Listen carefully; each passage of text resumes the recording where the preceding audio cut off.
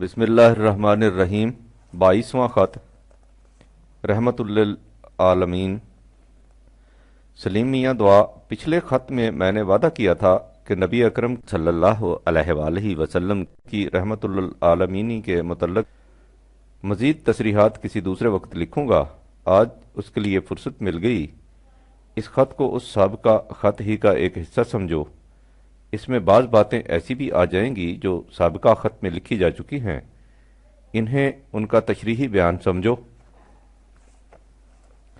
دنیا کی کسی قوم کو لو، اس نے سال میں کچھ ایسے دن تجویز کر رکھے ہوں گے جنہیں وہ بطور قومی تیوہار منائے گی۔ قومی زندگی میں تیوہاروں کی تقریبات ایک خاص اہمیت رکھتی ہیں۔ تیوہار در حقیقت کسی قوم کے اجتماعی جذبات کے اظہار کا ذریعہ ہوتے ہیں، اور اظہار جذبات بشرطے کہ وہ آئین و ضوابط اور سنجیدگی و شرافت کی حدود سے تجاوز نہ کرے، انسانی ذات کی نشو و نما کے لیے نہایت ضروری ہے۔ تیوہار عام طور پر کسی اہم واقعہ کی یاد میں منایا جاتا ہے۔ جس واقعہ کی یاد میں کوئی قوم اپنا تیوہار مناتی ہے، اس سے اس امر کا اندازہ ہو جاتا ہے کہ اس قوم کے نزدیک زندگی کے مختلف عناصر کی اہمیت کا معیار کیا ہے۔ مثلا ہندوستان کی ابتدائی آریہ قوم زراعت پیشہ تھی، اس لیے انہوں نے جہاں گنگا جمنا جیسے دریاؤں، بڑ اور پیپل جیسے درختوں کو اپنا دیوتا اور زمین دھرتی کو ماتا بنایا، وہاں موسموں کے تغیرات کے اوقات بسنت، ہولی وغیرہ کو قومی تیوہار قرار دے لیا۔ اسلامی زندگی میں سب سے بلند اور عظیم مقام قرآن کریم کو حاصل ہے، اس لیے ان کے ہاں نزول قرآن سے زیادہ اہم واقعہ اور کون سا ہو سکتا تھا جسے ملی تیوہار کی حیثیت حاصل ہوتی۔ اس ضمن میں خود اللہ تعالیٰ نے کہہ دیا کہ قُلْ بِفَضْلِ اللَّهِ وَبِرَحْمَتِهِ فَبِذَلِكَ فَلْيَفْرَحُوا هُوَ خَيْرٌ مِّمَّا يَجْمَعُونَ 10/58۔ ان سے کہہ دو قرآن کا ملنا اللہ کے فضل اور رحمت سے ہے، انہیں چاہیے کہ اس پر خوشیاں منائیں۔ یہ ہر اس شے سے بہتر ہے جسے لوگ جمع کرتے ہیں۔ اس نکتہ کی تفصیل کسی دوسرے خط میں لکھوں گا۔ لیکن قرآن کے بسیط حقائق، ایبسٹریکٹ ریالٹیز اور نظری قوانین، تھیوریٹیکل لاز کو ایک جیتے جاگتے عملی نظام کی شکل میں سب سے پہلے نبی اکرم صلی اللہ علیہ وآلہ وسلم نے پیش کیا۔ اس لیے نزول قرآن کی یاد منانے کے ساتھ یہ بھی ضروری ہے کہ اس ذات اقدس و اعظم کی حیات طیبہ کو بھی سامنے لایا جائے، جس نے قرآنی حقائق کو محسوس پیکروں میں متشکل کر کے دنیا کو دکھا دیا کہ اس نظام کے نتائج نوع انسانی کے حق میں کس قدر حیات بخش اور انسانیت ساز ہیں۔ ہمارے ہاں اس حقیقت کبریٰ کی یاد تازہ کرنے کے لیے حضور کے یوم پیدائش کو بطور جشن مسرت ملی تیوہار منایا جاتا ہے، جسے عام طور پر عید میلاد النبی کہا جاتا ہے۔ یہ تقریب حضور کے یوم پیدائش سے متعین ہوتی ہے یا یوم وفات سے، واقعہ ہجرت کی یاد میں ہوتی یا تکمیل دین کی مناسبت سے۔ میرے نزدیک اس سے اصل حقیقت پر کچھ فرق نہیں پڑتا، نہ پڑ سکتا ہے۔ مقصود و مطلوب بہرحال قرآنی حقائق کی روشنی میں حضور کی سیرت طیبہ کو دنیا کی نگاہوں کے سامنے لانا ہے۔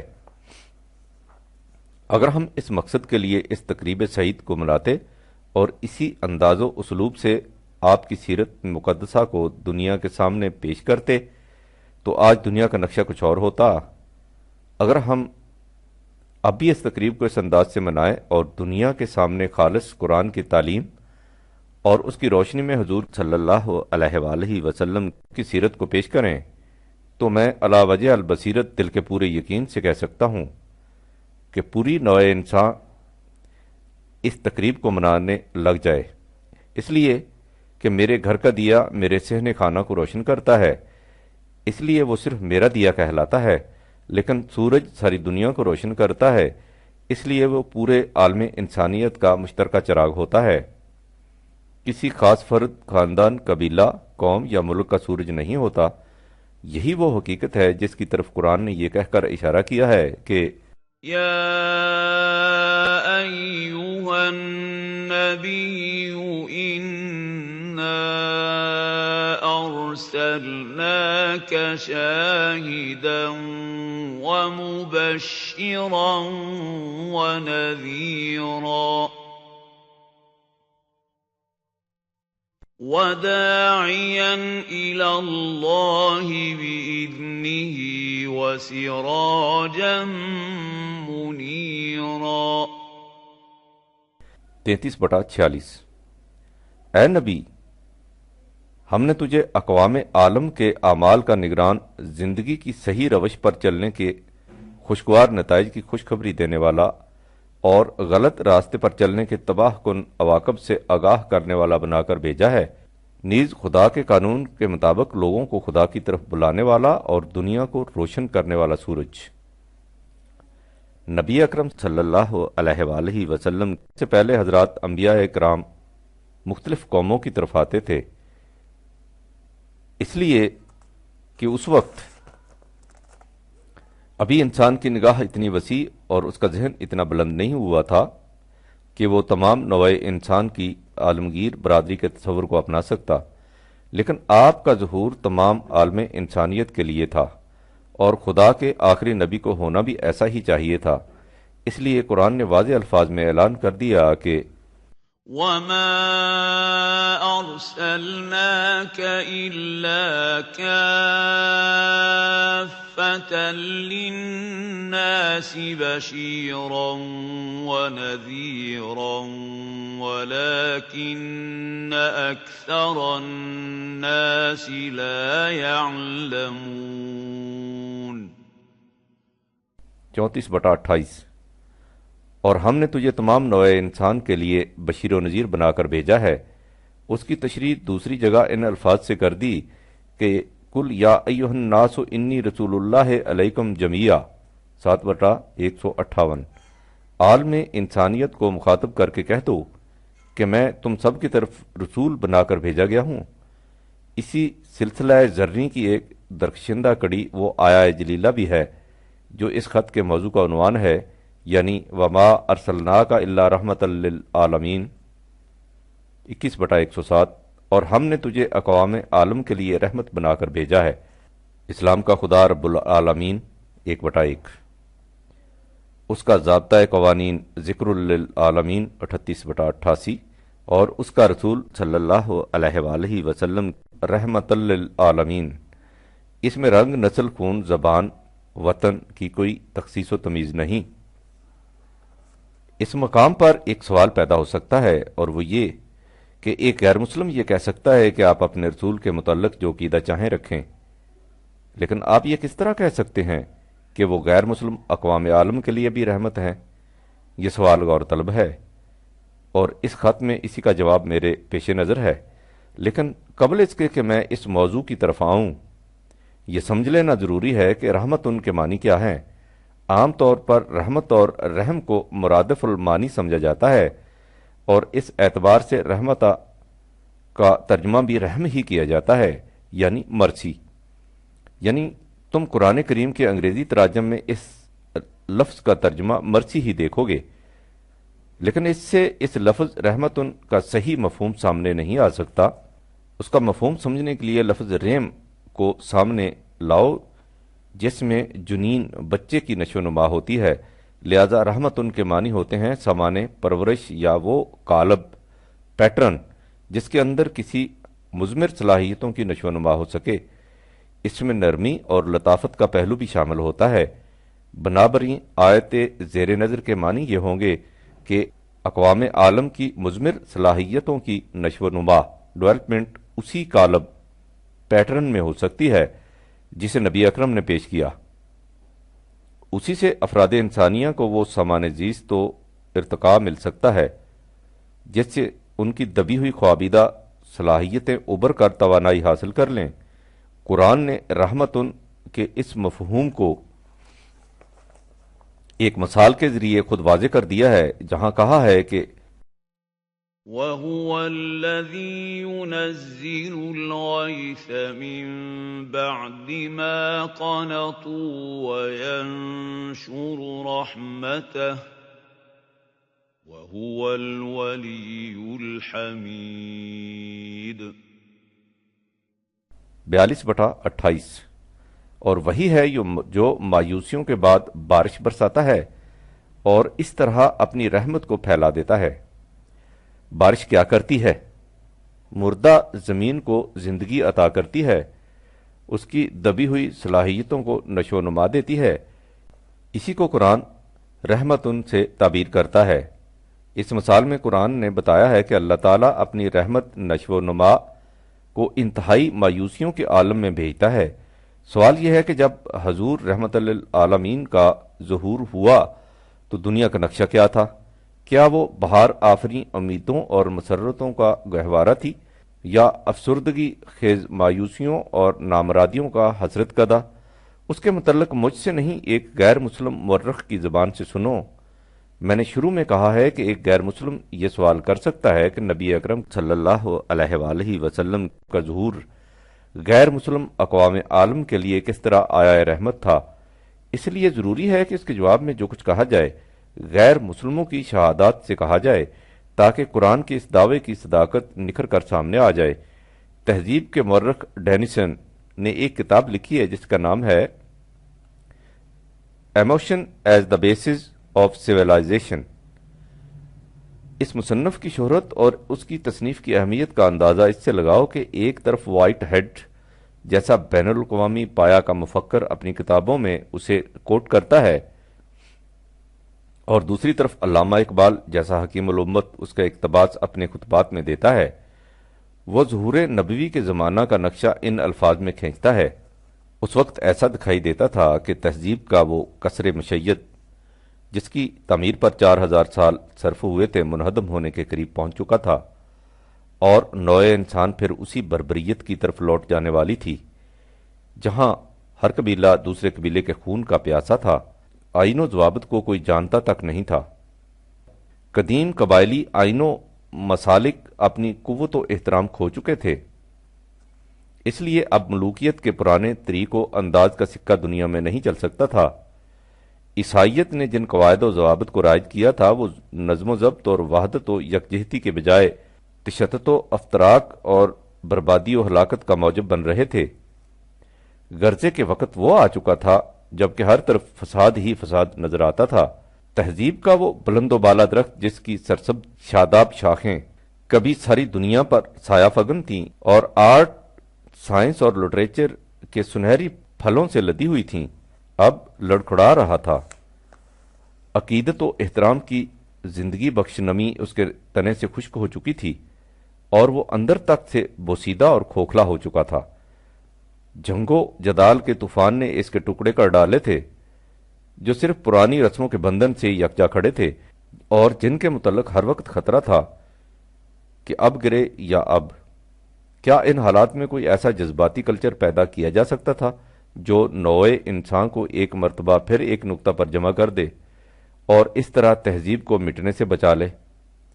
اس کلچر کو بالکل نئے انداز کا ہونا چاہیے تھا، اس لیے کہ پرانی رسومات و آئین سب مردہ ہو چکے تھے اور ان ہی جیسے اور قوانین کا مرتب کرنا صدیوں کا کام تھا۔ اس سوال کا جواب وہ خود ہی ان الفاظ میں دیتا ہے۔ یہ امر موجب حیرت و استعجاب ہے کہ اس قسم کا نیا کلچر عرب کی سرزمین سے پیدا ہوا اور اس وقت پیدا ہوا جب اس کی اشد ضرورت تھی۔ یہ نیا کلچر اسلام کس قسم کا انقلاب لایا؟ اس کے متعلق کارلائل اپنی مشہور تصنیف ہیروز اینڈ ہیرو ورشپ میں لکھتا ہے، عربوں کے لیے یہ انقلاب ایک نئی زندگی تھی جو انہیں تاریکیوں سے نور کی طرف لے آئی تھی۔ عرب اس کے ذریعے پہلی دفعہ زندہ ہوا، ایک ایسی قوم جو ابتدائے آفرینش سے گمنامی کے عالم میں ریوڑ چراتی پھرتی تھی۔ اس کی طرف ایک رسول آیا جو اپنے ساتھ ایک پیغام لایا جس پر وہ قوم ایمان لے آئی۔ وہ دیکھو وہی گمنام چرواہے دنیا کی ممتاز ترین قوم بن گئے۔ وہ حقیر قوم ایک عظیم الشان ملت میں تبدیل ہو گئی۔ ایک صدی کے اندر اندر عرب ایک طرف گرناتا اور دوسری طرف دہلی تک چھا گئے۔ اس کے بعد سینکڑوں برس ہو چلے ہیں کہ یہ اسی شان و شوکت اور درخشندگی و تابندگی سے کرۂ ارض کے ایک عظیم حصہ پر مسلط ہیں۔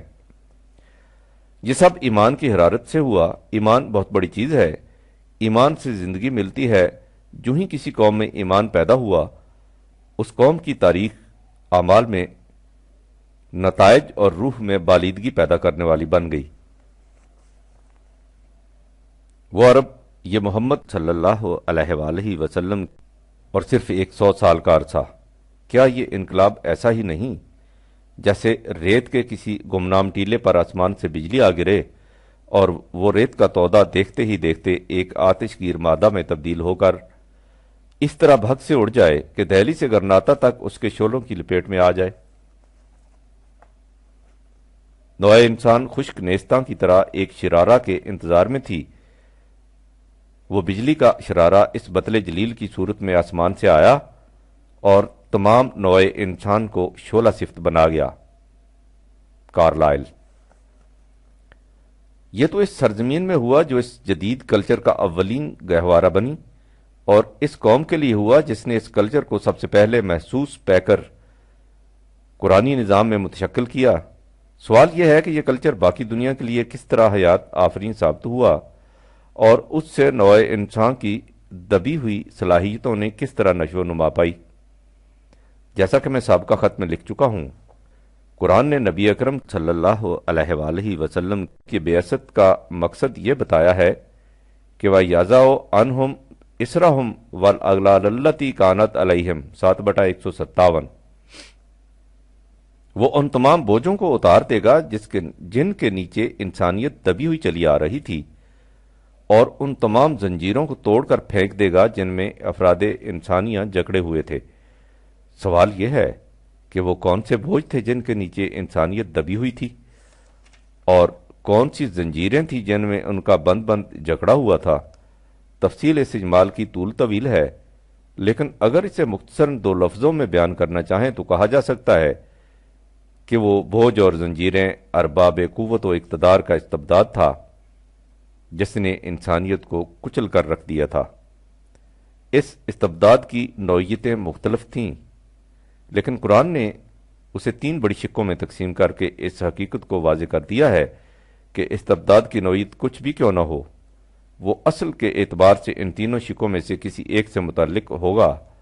ان شقوں کو اس نے داستان بنی اسرائیل میں یکجا بیان کر دیا ہے، یعنی ملوکیت کا استبداد جس کا نمائندہ فرعون تھا، پیشوائیت کا استبداد جس کی زنجیریں جسم کو نہیں بلکہ انسانیت کے قلب و دماغ کو جکڑ دیتی ہیں، اس کا ترجمان حامان تھا، اور سرمایہ پرستی کا استبداد جو شیروں کو لومڑی بنا دیتا ہے، اس کا مجسمہ قارون تھا۔ تم تاریخ انسانیت پر غور کرو، ہر جگہ یہی نظر آئے گا کہ ملوکیت، پیشوائیت اور سرمایہ داری نے اپنے گٹھ جوڑ سے انسانیت کا گلا گھونٹ رکھا ہے۔ ملوکیت انسان کی طبعی آزادی کو سلب کرتی ہے، پیشوائیت اس کی فکری صلاحیتوں کو تباہ کرتی ہے، اور سرمایہ داری اس کی اخلاقی جرتوں کو پامال کرتی چلی آئی ہے۔ یہی تھیں وہ استبداد کی زنجیریں اور توہم پرستی کی سلیں جنہیں اس نظام نے ٹکڑے ٹکڑے کر دیا، جسے قرآنی اصولوں کی روشنی میں نبی اکرم صلی اللہ علیہ وآلہ وسلم نے قائم کیا۔ یہی نظام وہ رحمت پیٹرن ہے جس کے اندر نوع انسان کی دبی ہوئی صلاحیتیں نشو و نما پاتی ہیں۔ ملوکیت کے استبداد کو یہ کہہ کر ختم کر دیا کہ کسی انسان کو اس کا حق حاصل نہیں کہ وہ دوسرے انسان سے اپنا حکم منوائے۔ محکومی یا اطاعت قانون کی ہوگی، نہ کہ اشخاص کی، اور جہاں تک قانون کا تعلق ہے اس کے غیر متبدل اصول و حدود خود خدا کے مقرر کردہ ہیں۔ کسی انسان کو اختیار نہیں کہ وہ ان میں کسی قسم کا رد و بدل یا حق و اضافہ کر سکے۔ ان اصولوں کی روشنی میں انسانوں کے معاملات باہمی مشاورت سے طے ہوں گے۔ اس مشاورت میں ساری امت اپنے نمائندگان کی وساطت سے شریک ہوگی۔ ان نمائندگان کے انتخاب میں معیار قلب و دماغ کی صلاحیت ہوگا، نہ کہ حسب نسب یا دولت و حشمت۔ پیشوائیت کے استبداد کا خاتمہ یہ کہہ کر دیا کہ خدا اور بندے کے درمیان کوئی حاجب و دربان نہیں، کوئی وسیلہ اور واسطہ نہیں۔ اطاعت خدا کے اس قانون کی ہوگی جو اس نے اپنے رسول صلی اللہ علیہ وآلہ وسلم کی وساطت سے نوع انسان کو دیا، اور اطاعت ہوگی اس نظام کی وساطت سے جو قانون کو عملاً نافذ کرنے کے لیے وجود میں آئے۔ اس قانون و نظام کی طرف دعوت علی وجہ البصیرت دی جائے گی، اور کسی سے کوئی عقیدہ یا نظریہ زبردستی نہیں منوایا جائے گا۔ اس نے صرف پیشوائیت ہی کو ختم نہیں کیا، بلکہ خود سلسلہ نبوت کو بھی یہ کہہ کر ختم کر دیا کہ نوع انسان کی رہنمائی کے لیے جس قدر اصولی تعلیم کی ضرورت تھی، اسے مکمل شکل میں دے کر قرآن کی دفتین میں ہمیشہ کے لیے محفوظ کر دیا گیا ہے۔ اب انسان ان اصولوں کی روشنی میں زندگی کے بدلنے والے تقاضوں کا حل اپنے علم و بصیرت کی روح سے خود تلاش کرے۔ اب یہ بچہ جوان ہو گیا ہے، اب اسے کسی انگلی پکڑ کر چلانے والے کی ضرورت نہیں رہی۔ اس کے سامنے قرآن کے اصول اور ان کی عملی شکل اس نظام کا نقشہ ہے جسے محمد رسول اللہ والذین معہ نے قائم کیا تھا۔ اس کے بعد اسے کسی آنے والے کے انتظار کی ضرورت نہیں۔ جسے آنا تھا وہ آخری بار ساری دنیا کے لیے بشیر و نذیر بن کر آ گیا۔ علامہ اقبال کے الفاظ میں اس نقطۂ خیال سے دیکھیے تو پیغمبر اسلام دنیا قدیم و جدید کے درمیان بطور حد فاضل کھڑے دکھائی دیں گے۔ اگر یہ دیکھا جائے کہ آپ کی وحی کا سرچشمہ کیا ہے تو آپ دنیا کے قدیم سے متعلق نظر آئیں گے، لیکن اگر اس حقیقت پر نظر کی جائے کہ آپ کی وحی کی روح کیا ہے تو آپ کی ذات گرامی دنیا جدید سے متعلق نظر آئے گی۔ آپ کی بدولت زندگی نے علم کے ان سرچشموں کا سراغ پا لیا جن کی اسے اپنی نئی شاہراہوں کے لیے ضرورت تھی۔ اسلام کا ظہور استقرائی علم کا ظہور ہے۔ اسلام میں نبوت اپنی تکمیل کو پہنچ گئی، اور اس تکمیل سے اس نے خود اپنی خاتمیت کی ضرورت کو بے نقاب دیکھ لیا۔ اس میں یہ لطیف نقطہ پنہاں ہے کہ زندگی کو ہمیشہ کے لیے عہد طفولیت میں نہیں رکھا جا سکتا۔ اسلام نے دینی پیشوائی اور وراثتی بادشاہت کا خاتمہ کر دیا۔ قرآن کریم غور و فکر اور تجارب و مشاہدات پر بار بار زور دیتا ہے، اور تاریخ اور فطرت دونوں کو علم انسانی کے ذرائع ٹھہراتا ہے۔ یہ سب اسی مقصد کے مختلف گوشے ہیں جو ختم نبوت کی تہ میں پوشیدہ ہیں۔ خطبات۔ جہاں تک توہم پرستیوں کا تعلق تھا، اس نے ان کا خاتمہ یہ کہہ کر دیا کہ کائنات کی پستیوں اور بلندیوں میں جو کچھ ہے انسان کے لیے تابع تسخیر کر دیا گیا ہے۔ یہ وہ ملائکہ ہیں جو آدم کے سامنے سجدہ ریز ہیں، لہذا انسان کا مظاہر فطرت میں سے کسی کے سامنے جھکنا یا کسی سے ڈرنا تذلیل آدمیت اور تحقیر شرف انسانیت ہے۔ انسان کو قوانین الہیہ کے آستانہ عالیہ پر جھک کر دنیا کی چوکھٹ سے بے نیاز سرفرازانہ انداز سے آگے بڑھ جانا چاہیے۔ اس نے غلامی کا یہ کہہ کر خاتمہ کر دیا کہ خدا نے ہر انسان کو محض انسان ہونے کی جہت سے واجب التکریم بنایا ہے، اس لیے کسی انسان کو اس کا حق نہیں پہنچتا کہ وہ دوسرے انسان کو اپنا غلام بنائے۔ باقی رہے مدارج، سو ان کا معیار سیرت و کردار کی بلندی، فرائض شناسی و حسن کارکردگی ہے۔ یہ میدان تمام افراد انسانیہ کے لیے یکساں طور پر کھلا ہے۔ ہست این میکدا و دعوت آمست اینجا، قسمت باندازہ جامست اینجا۔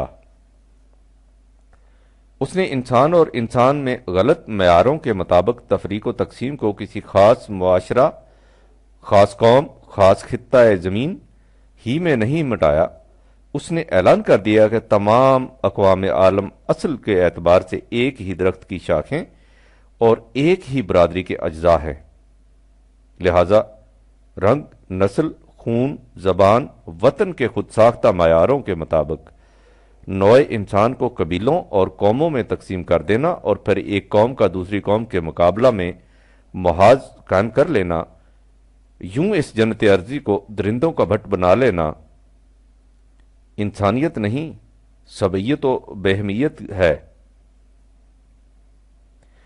انسانوں میں تفریق و تقسیم کا معیار صرف ایک ہے، اور وہ یہ کہ جو لوگ انسانیت کے بلند نسب العین حیات پر یقین رکھیں، وہ ایک برادری کے فرد، اور جو اس کے برعکس ذاتی مفاد پرستیوں کے پیچھے لگ کر اس عالمگیر برادری کے تصور کی مخالفت کریں، وہ دوسری قوم کے افراد۔ بالفاظ دیگر قومیت کا معیار آئیڈیالوجی کا اشتراک ہے، نہ کہ نسل اور وطن کا اشتراک۔ سرمایہ پرستی کے قانونی استبداد کو اس نے یہ کہہ کر ختم کر دیا کہ ذرائع رزق و رسائل پیداوار ارضی کو تمام نوع انسان کی پرورش کے لیے یکساں طور پر کھلا رہنا چاہیے۔ کسی انسان کو حق حاصل نہیں کہ انہیں ذاتی ملکیت سمجھ کر ان پر سانپ بن کر بیٹھ جائے۔ جہاں تک دولت کا تعلق ہے، ضرورت سے زائد دولت کسی شخص کے پاس نہیں رہنی چاہیے۔ تمام افراد معاشرہ کی بنیادی ضروریات زندگی کی ذمہ داری معاشرے نظام پر ہونی چاہیے۔ جو معاشرہ اس ذمہ داری کو پورا نہیں کرتا، اسے حق نہیں کہ وہ زمام کار اپنے ہاتھ میں رکھے۔ انسانی آزادی کا بنیادی نقطہ یہ ہے کہ کوئی فرد اپنی کسی ضرورت کے لیے کسی دوسرے فرد کا محتاج نہ ہو۔ کس نباشت در جہان محتاج کس، نقطہ شرح مبیعی از تو بس۔ یہ تھیں انسانی استبداد کی وہ زنجیریں جنہیں ایک ایک کر کے توڑا گیا، لیکن اس استبداد کا ایک گوشہ ایسا ہے جو ابھی تک ہمارے سامنے نہیں آیا۔ دنیا میں مردوں نے ایک ایسا افسانہ تراشا کہ آدم کو جنت سے نکلوانے کا باعث اس کی بیوی تھی، اور اس کے بعد یہ فتویٰ صادر کر دیا کہ تمام فتنے اور فساد کی جڑ عورت ہے، اس لیے اس پر جس قدر سختی کی جائے کم ہے۔ تم تاریخ انسانیت پر نگاہ ڈالو اور دیکھو کہ ظہور نبوی سے پہلے دنیا میں عورت کی حالت کیا تھی۔ اس حالت پر غور کرو اور پھر اس اعلان عظیم کو دیکھو کہ پیدائش کے اعتبار سے مرد اور عورت کی حیثیت یکساں ہے، اور فطری فرائض کے اعتبار سے اگر مرد کو عورت پر فضیلت حاصل ہے تو ویسی ہی فضیلت عورت کو مرد پر بھی حاصل ہے۔ فتنہ و فساد کا سرچشمہ نہ عورت ہے نہ مرد، دونوں میں لغزش کا امکان و استقامت کی صلاحیت موجود ہے۔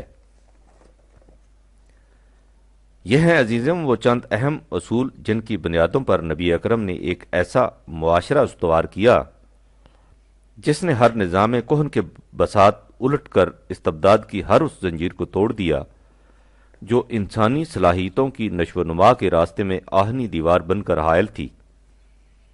قرآن نے اس تمام داستان کو چند الفاظ میں اس حسن و خوبی سے سمٹا کر رکھ دیا ہے کہ جب نگاہ بصیرت اس پر غور کرتی ہے تو روح وجد میں آ جاتی ہے۔ تم ان آیات کو سامنے لاؤ جن میں نبی اکرم صلی اللہ علیہ وآلہ وسلم کو رحمت للعالمین کہہ کر پکارا گیا ہے، اور پھر دیکھو قرآن نے اس حقیقت کبریٰ کی کس حسین و جمیل انداز سے نقاب کشائی کی ہے۔ قبل اس کے کہ ان آیات کو سامنے لایا جائے، تم ایک مرتبہ پھر اس داستان کہن کو دہرا لو کہ حضور صلی اللہ علیہ وآلہ وسلم کے ظہور قدسی سے پہلے دنیا کا نظام کیا تھا۔ نظام یہ تھا کہ جس کی لاٹھی اس کی بھینس، جس نے کسی طرح قوت حاصل کر لی اقتدار کی مسندوں پر قابض ہو گیا، اور پھر یہ قبضہ و اختیار، یہ سطوت و اقتدار اس کی اولاد میں وراثتاً منتقل ہوتا چلا آیا۔ اس میں نہ استعداد و قابلیت کا کوئی سوال تھا، نہ صلاحیت کی کوئی شرط۔ اس پس منظر میں دیکھو کہ وہ نظام جسے اس رحمت للعالمین کے مقدس ہاتھوں نے متشکل فرمایا، اس کا اصل الاصول کیا تھا۔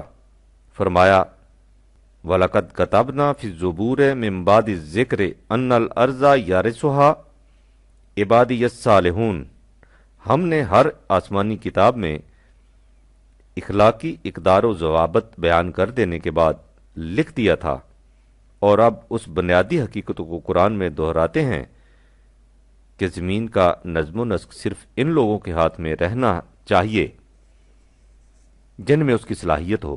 صلاحیت میں قلب و دماغ دونوں کی صلاحیت آ جاتی ہے۔ تم غور کرو سلیم کہ قرآن نے اس مختصر سے ٹکڑے میں کتنے بڑے انقلاب کا اعلان کیا ہے، جس سے نظم و نسق اور اقتدار و اختیار کے تمام سابق معیار الٹ کر ان کی جگہ صرف صلاحیت نے لے لی۔ ان فی ھذا البلاغ لقوم عابدین، اس انقلاب آفرین اصول میں اس قوم کے لیے جو قوانین الہیہ کی محکومی اختیار کرے ایک بڑی دور رس حقیقت پوشیدہ ہے۔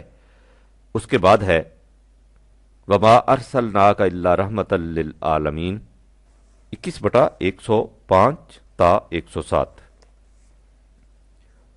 یوں اے رسول تمہاری بعثت تمام اقوام عالم کے لیے وہ قالب، وہ ذریعہ، وہ پیٹرن بن جاتی ہے جس کے اندر رہتے ہوئے افراد انسانیہ کی مضمر صلاحیتوں کی نشو و نما ہو سکتی ہے۔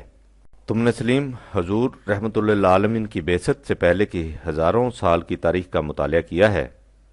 اس کے بعد تم اس ظہور قدسی کے بعد کی 1400 سال کی تاریخ پر نگاہ ڈالو اور دیکھو کہ زندگی کے وہ اصول جنہیں قرآن نے عطا کیا اور جن کی روشنی میں نبی اکرم صلی اللہ علیہ وآلہ وسلم نے ایک نظام جدید کی بنیاد ڈالی، کس طرح وہ قالب بن گئے جن کے اندر نوع انسان کی دبی ہوئی صلاحیتوں نے انگڑائی لے کر آنکھ کھولی، اور پھر یہ سبزہ نورستہ دیکھتے ہی دیکھتے شادابیوں اور شگفتگیوں کا لالازار بن گیا۔ میرے پاس اتنا وقت نہیں، ورنہ میں مغرب کے غیر مسلم مفکرین، مصنفین اور مورخین کے سینکڑوں آراء و اقوال پیش کرتا جن میں انہوں نے اس حقیقت کا اعتراف کیا ہے کہ حضور رحمت للعالمین کا ظہور نہ ہوتا تو اس خاکدان کی رنگینیاں اور رعنائیاں کبھی اس ہجوم و وفور سے تبسم ریزو کہپار نہ ہوتی۔ اس وقت میں صرف بریفالٹ کی شہرا آفاق کتاب دا میکنگ آف ہیومینٹی کا ایک اقتباس درج کرتا ہوں۔ تم دیکھو کہ یہ نامور مورخ اس حقیقت کا اعتراف کن الفاظ میں کرتا ہے۔ وہ لکھتا ہے، یورپ کی نشاط ثانیہ 15ویں صدی میں نہیں ہوئی، بلکہ اس وقت ہوئی جب یورپ عربوں کے کلچر سے متاثر ہوا۔ یورپ کی خلقت جدیدہ کا گہوارہ اٹلی نہیں بلکہ اندلس ہے۔ ادھر روما کی تہذیب گرتے گرتے بربریت کی حد تک پہنچ چکی تھی اور ادھر دنیا اسلام تہذیب و ذہنی تحریکات کا مرکز بن رہی تھی۔ انہی شہروں میں وہ نئی زندگی نمودار ہوئی جسے انسانی ارتقاء میں ایک نئے باب کا اضافہ کرنا تھا۔ جس وقت یہ نئی تہذیب محسوس طور پر سامنے آئی، دنیا حیات نو سے آشنا ہوئی۔ اگر عرب نہ ہوتے تو یورپ کی تہذیب کا وجود ہی عمل میں نہ آتا۔ ان کے بغیر یہ یقیناً اس خصوصیت کو حاصل نہ کر سکتا تھا جس نے اسے ارتقائی مراحل میں بلند ترین سطح پر لا کھڑا کیا ہے۔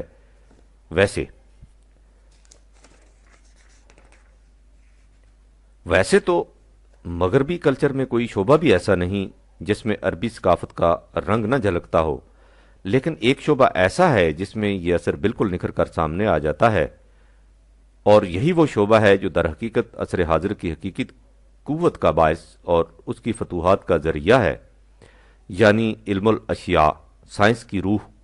ہماری سائنس صرف اسی حد تک عربوں کی رہین منت نہیں کہ انہوں نے ہمیں عجیب و غریب نظریات و انکشافات سے روشناس کرایا، نہیں، بلکہ ہماری سائنس کا وجود ہی ان کا شرمندہ احسان ہے۔ اسلام سے پہلے دنیا کا زمانہ در حقیقت زمانہ قبل از سائنس، پری سائنٹیفک تھا۔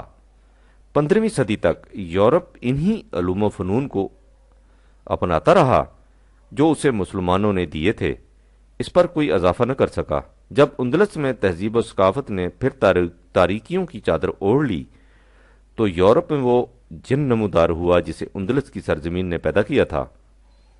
یورپ کو زندگی صرف سائنس نے دی، اسلام کے گوناگوں اثرات اس کی حرارت کا موجب بنے۔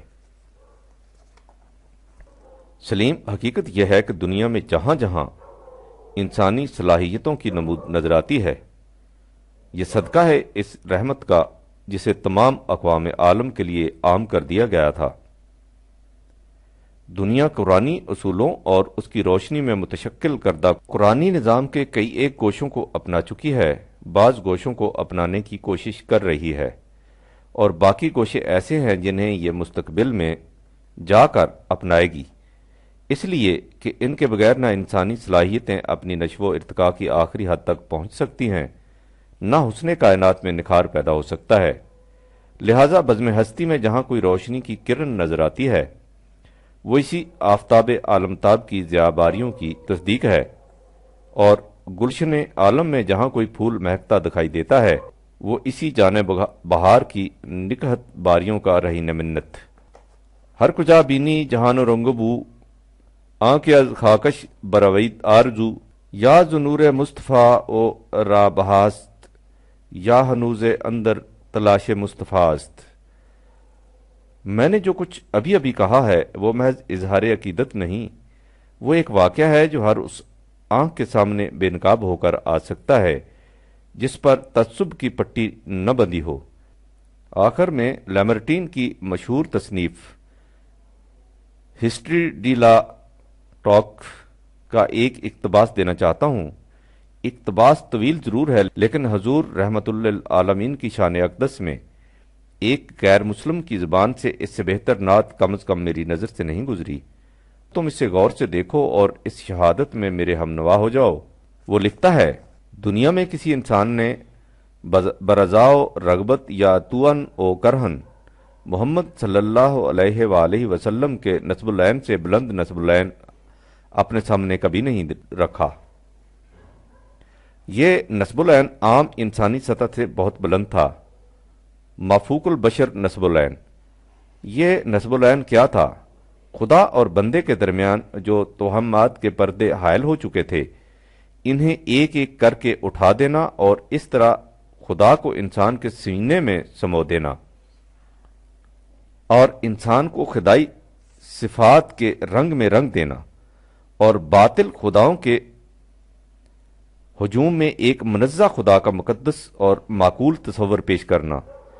آج تک کبھی کسی انسان نے اس کی ہمت نہیں کی کہ اس قسم کے عظیم الشان کام کا بیڑا اٹھائے جو اس طرح انسانی مقدرت سے باہر ہو اور اس کے ذرائع اس قدر مسدود ہوں، اس لیے کہ نہ اس وقت جب اس نے اس اہم فریضہ کا تصور کیا تھا اور نہ اس وقت جب اس کی عملی تشکیل کے لیے قدم اٹھایا تھا۔ اس کے پاس اپنی ذات یا صحرا کے ایک گوشے میں بسنے والے مٹھی بھر انسانوں سے زیادہ کوئی ساز و سامان اور ذریعہ اور وسیلہ تھا۔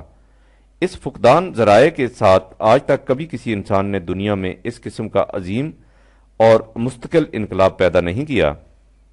وہ انقلاب جس کا نتیجہ یہ تھا کہ 200 سال کے اندر اندر اسلام عملاً اور اعتقاداً تمام عرب پر حکمرانی کر رہا تھا، اور اس نے خدا کے نام پر ایران، خراسان، مغربی ہندوستان، شام، مصر، حبش، شمالی افریقہ کا تمام وہ علاقہ جو اس وقت دریافت ہو سکا تھا، اور بحر روم کے متعدد جزائر اور ہسپانیہ تک کو فتح کر لیا تھا۔ اگر نسب العین کی بلندی و وسائل کی کمی اور نتائج کی درخشندگی انسانی نبوغ ہیومن جینیس کا معیار ہیں، تو وہ کون ہے جو اس باب میں محمد صلی اللہ علیہ وآلہ وسلم کے مقابلہ میں کسی اور انسان کو پیش کرنے کی جرت کر سکے؟ دنیا کے اور بڑے بڑے انسانوں نے صرف اسلحہ، قانون یا سلطنتیں پیدا کیں۔ وہ زیادہ سے زیادہ مادی قوتوں کی تخلیق کر سکے جو اکثر اوقات خود ان کی آنکھوں کے سامنے راکھ کا ڈھیر ہو کر رہ گئیں، لیکن اس انسان نے صرف جیوش و عساکر، مجالس قانون ساز، وسیع سلطنتوں، قوموں اور خاندانوں کو ہی حرکت نہیں دی، بلکہ ان کروڑوں انسانوں کے قلوب کو بھی جو اس زمانہ کی آباد دنیا کے 1/3 حصہ میں بستے تھے، اور ان سے بھی کہیں زیادہ اس شخصیت نے قربان گاہوں، دیوتاؤں، مذاہب و مناسک، تصورات و معتقدات، بلکہ روحوں تک کو ہلا دیا۔ اس نے ایک ایسی کتاب کی اساس پر جس کا ایک ایک لفظ قانون کی حیثیت رکھتا ہے، ایک ایسی قومیت کی بنیاد رکھی جس نے دنیا کی مختلف نسلوں اور زبانوں کے امتزاج سے ایک امت واحدہ پیدا کر دی۔ یہ لافانی امت اور باطل کے خداؤں سے سرکشی و تنفر اور ایک خدائے واحد کے لیے والہانہ جذب و عشق، یہ ہیں دنیا میں اس عظیم ہستی کی یادگاریں۔ افسانوی خداؤں کے ہجوم میں ایک خدا کے تصور کا اعلان بجائے خواہش ایک ایسا معجزہ تھا۔ جو ہی یہ الفاظ اس مناد کی زبان سے نکلے، اس نے تمام باطل خداؤں کی عبادت گاہوں کو تباہ کر دیا اور ایک تہائی دنیا میں آگ لگا دی۔ اس کی زندگی، اس کے مراقبات، توہم پرستی کے خلاف اس کی مجاہدانہ سعی و کاوش اور باطل خداؤں کے غیظ و غضب کو استحقار کی ہنسی سے ٹھکرا دینے کی عظیم جرت مکی زندگی میں متواتر 13 برس تک تمام مصائب و نوائب کے مقابلہ میں استقامت و استقلال، مخالفین کی تکذیب و تضحیک کا خندہ پیشانی سے استقبال، یہ تمام مشکلات اور پھر ان کے بعد اس کی ہجرت، اس کی مسلسل دعوت و تبلیغ، اس کا غیر منقطع جہاد، اپنے مقصد کی کامیابی پر یقین محکم اور نامساعدت حالات میں اس کی مافوق البشر جمعیت خاطر، فتح و کامرانی میں تحمل و عفو، سلطنت سازی کی خاطر نہیں بلکہ اپنے الوہیاتی مقصد کی کامیابی کے لیے اس کی امنگیں اور آرزوئیں، وجد و کیف کی دنیا میں اس کی متواتر نمازیں اور دعائیں، اپنے اللہ سے راز و نیاز کی باتیں، اس کی حیات، اس کی ممات اور بعد از موت اس کی مقبولیت، یہ تمام حقائق کس قسم کی زندگی کی شہادت دیتے ہیں؟ کیا ایک مکذب و مفتری کی زندگی کی، یا ایسے انسان کی زندگی کی جسے اپنے دعوے کی حقانیت پر غیر متزلزل ایمان ہو؟ اس کا یہی کوہ شکن ایمان تھا جس نے اس میں ایسی لرزہ انگیز اور بے پناہ قوت پیدا کر دی تھی کہ اس نے اپنے عقیدہ کو زندہ اور پائندہ بنا کر دکھا دیا۔ یہ عقیدہ کیا تھا؟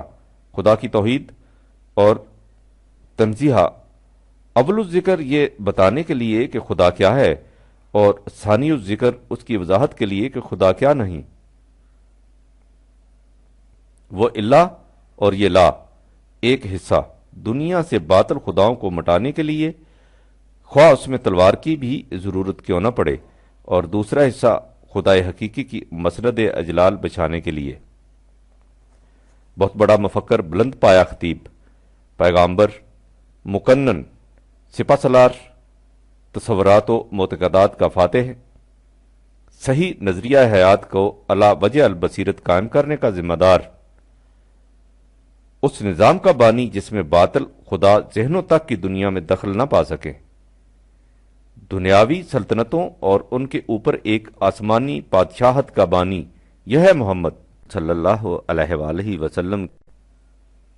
ان تمام معیاروں اور پیمانوں کو اپنے ساتھ لے آؤ جن سے انسانی عظمت و بلندی کو ماپا اور پرکھا جاتا ہے، اور اس کے بعد اس سوال کا جواب دو کہ کیا دنیا میں اس سے بڑا انسان بھی کوئی ہوا ہے؟ تم نے دیکھا ہے سلیم کہ ایک حقیقت شناس غیر مسلم کی نگاہیں کہاں تک پہنچی ہیں، اور اس نے رحمت للعالمینی کی جھلک کہاں کہاں اور کس کس انداز سے دیکھی ہے۔ اس مقام پر تمہارے دل میں یہ خیال پیدا ہوگا کہ اس رحمت سے دیگر اقوام عالم کی صلاحیتیں تو بیدار ہو گئیں، لیکن مسلمانوں کی صلاحیتیں یکسر یزمردہ اور مفلوج ہیں۔ اس کی وجہ کیا ہے؟ اس کی وجہ خود قرآن نے بیان کر دی ہے، جہاں کہا ہے کہ حضور رحمت تو ضرور ہیں لیکن صرف ان کے لیے جو ایمان لائیں۔ وَرَحْمَةُ الَّذِينَ آمَنُوا مِنْكُمْ 9/61۔ اب تم کہو کہ مسلمان قرآن اور صاحب قرآن پر ایمان رکھتے ہیں، لیکن یہ دعویٰ غور طلب ہے۔ مسلمان قرآن اور نبی اکرم صلی اللہ علیہ وآلہ وسلم کے اسم غرامی کے ساتھ اپنی نسبت ضرور رکھتے ہیں، لیکن نسبت رکھنے اور ایمان رکھنے میں بڑا فرق ہے۔ ایمان رکھنے کے معنی یہ ہیں کہ قرآن کے اصولوں کو زندگی کا نصب العین بنایا جائے اور اس ضابطہ حیات کے سامنے سر تسلیم خم کر دیا جائے۔ اس کی وضاحت قرآن نے اس مقام پر کر دی ہے جہاں حضور کو رحمت للعالمین کہا ہے، فرمایا قل انما یوحی الی انما الہکم الہ واحد فہل انتم مسلمون، 21/108۔ ان سے کہہ دو کہ میری طرف یہ وحی ہوئی ہے کہ تمہارا الہ جس کے قوانین کی اطاعت اختیار کرنی چاہیے صرف ایک خدا واحد ہے۔ اب بتاؤ کہ کیا تم اس کے سامنے سر تسلیم خم کرتے ہو؟ سوال یہ ہے کہ ہمارا سر قرآن کے سامنے خم ہے یا اس سے سرکشی برتتے ہوئے اپنے خود ساختہ قوانین و ضوابط کے سامنے؟ غیر مسلم تو قرآن کے متعلق یہ کہتے ہیں کہ اس کی تعلیم کسی مقام پر بھی ناکام ثابت نہیں ہو سکتی۔ ہم اپنے تمام نظام ہائے تمدن کے باوجود اس کی حد سے آگے نہیں جا سکتے، اور حقیقت یہ ہے کہ کوئی انسان بھی اس سے آگے نہیں جا سکتا۔ گوئٹے کا خط ایکرمن کے نام۔ لیکن ہم نے قرآن کو غلافوں میں لپیٹ کر رکھ چھوڑا ہے اور اپنی رہنمائی کے لیے دوسرے دروازوں پر بسائی کرتے ہیں۔ کیا ایمان اسی کو کہتے ہیں؟ لہذا اگر ہماری صلاحیتیں نشو و نما نہیں پاتی تو اس میں قصور کس کا ہے؟ سورج اسی کو روشنی دے سکتا ہے جو اپنی آنکھیں کھول کر رکھے، بارش اسی زمین کے لیے نفع بخش ثابت ہو سکتی ہے جو اس کے قطروں کو اپنے اندر جذب کرنے کے لیے اپنی آگوش وا کر دے۔ ہم نے اس صحابہ کرم کی طرف سے اپنے لب بند کر کے دنیا کے ہر چشمہ تہذیب و تمدن کو آزما کر دیکھ لیا ہے۔ کیا کہیں سے آب حیات کی ایک بوند بھی ہمارے لیے وجہ سیرابی ہوئی؟ کیا اس کے بعد بھی وقت نہیں آیا کہ ہم پھر اسی ابر نیساں کی طرف رجوع کریں جس کی گہر افشانیوں نے ایک بار ہماری زمین مردہ کو اس طرح زندگی اور شادابی عطا کی تھی کہ اس سے ساری دنیا پر بہار آ گئی تھی؟ یاد رکھو سلیم، جیسا کہ میں معراج انسانیت میں لکھ چکا ہوں، خدائے جلیل نے اپنے بندوں سے جو کچھ کہنا تھا آخری مرتبہ کہہ دیا۔ شرف انسانیت کی تکمیل کے لیے جو قوانین دیے جانے تھے وہ اپنی انتہائی شکل میں دے دیے گئے۔ اب اس کے بعد انسان کو اپنی منزل مقصود تک پہنچنے کے لیے کسی دوسری مشل راہ کی ضرورت اور کسی ہادی طریقت کی احتیاج نہ رہی۔ اب انسانیت کے مقام بلند تک پہنچنے کے لیے وہی ایک صراط مستقیم ہے جس پر اس ذات اقدس و اعظم کے نقوش قدم جگمگ جگمگ کر رہے ہیں اور جنہیں دیکھ کر ہر خبیر و بصیر پکار اٹھتا ہے کہ مقام خواہش گر خواہی دریں دیر، بحق کے دل بندہ راہ مصطفیٰ رو۔ ہمیں اچھی طرح سمجھ لینا چاہیے کہ اس قرآنی نظام کے سوا جسے حضور رحمت للعالمین نے ساری دنیا کے لیے وجہ شادابی قلب و نگاہ بنایا تھا، انسان کے لیے نجات و سعادت کی کوئی راہ نہیں۔ یہی وہ مساعد فضا ہے جس میں ہر تخم سالے بڑھتا پھلتا پھولتا ہے۔ کا شجرات طیبہ اصلہا ثابت و فرعہا فی السماء۔ اگر صحن عالم اس کی نسیم سحری سے محروم ہو جائے تو اس کی تمام سرسبزیاں اور شادابیاں جلس کر رہ جائیں۔ ہو نہ یہ پھول تو بلبل کا ترنم بھی نہ ہو، چمنے تہر میں کلیوں کا تبسم بھی نہ ہو، یہ نہ ساقی ہو تو پھر میں بھی نہ ہو، خم بھی نہ ہو، بزم توحید بھی دنیا میں نہ ہو، تم بھی نہ ہو، خیمہ افلاک کا استادہ اسی نام سے ہے، نبض ہستی تپش آمادہ اسی نام سے ہے۔ ان اللہ و ملائکتہ یصلون علی النبی یا ایھا الذین آمنوا صلوا علیہ وسلموا تسلیما۔ والسلام، پرویز، اکتوبر 1958۔